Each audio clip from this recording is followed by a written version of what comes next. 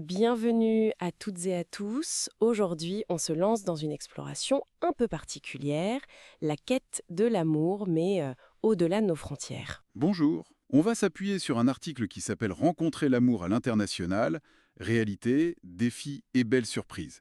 L'idée, c'est de voir pourquoi ça attire, quels sont les vrais défis, mais aussi les côtés positifs et si un coup de pouce pro peut aider.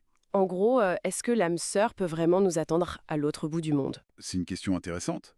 Et oui, on observe un intérêt grandissant pour ça. C'est souvent une réaction à une certaine superficialité qu'on peut ressentir dans les rencontres plus locales ou même via les applis, quoi. Ah oui. Oui, il y a une recherche d'authenticité plus profonde, et puis aussi, il faut le dire, une envie d'aventure, de découverte culturelle à deux. Et qu'est-ce qui attire concrètement, selon l'article? Il parle de chercher une connexion, peut-être moins codifiée. Exactement. Moins formaté par nos habitudes locales. Et puis ce côté un peu spontané, où c'est la curiosité de l'autre culture, de l'autre personne, qui prime. Pas juste cocher des cases, quoi. Voilà. Et il y a aussi cette dimension d'enrichissement mutuel, l'article insiste là-dessus.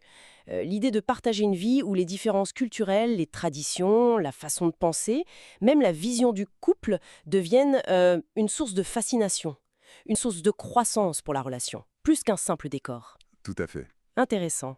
Mais bon, l'article ne cache pas que c'est pas toujours simple, hein.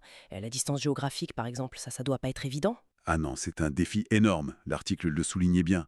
Gérer le manque, jongler avec les fuseaux horaires, sans parler du coût des voyages, Oui, le budget. ça demande une implication émotionnelle et même logistique très forte. Si la communication n'est pas solide, si la volonté flanche un peu, la distance peut vraiment user le lien. Et au-delà des kilomètres, il y a le fossé culturel parfois. Hmm. La langue, les valeurs différentes. Exactement. Et ça, l'article le présente un peu comme une médaille à deux faces.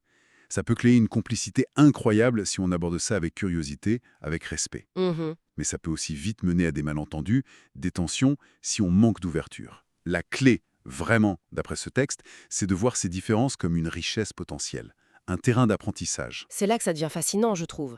L'article parle de belles surprises. C'est quoi concrètement? Pas juste les voyages, j'imagine? Non, pas seulement. Le texte met en avant la découverte d'autres façons d'aimer, de communiquer. Par exemple, apprendre à lire des gestes d'affection différents ou développer une écoute plus attentive parce que justement la langue ou les références ne sont pas les mêmes au départ. Ça force à être plus conscient peut-être, hein? Oui, ça pousse à une forme d'adaptation, à une relation plus attentive, plus consciente. On ne peut pas se reposer sur les acquis culturels partagés. On sent bien que ça demande un effort particulier, une volonté de construire activement. C'est un point crucial de l'article. Une relation comme ça, internationale ou interculturelle, elle ne tient pas toute seule. Elle se construit,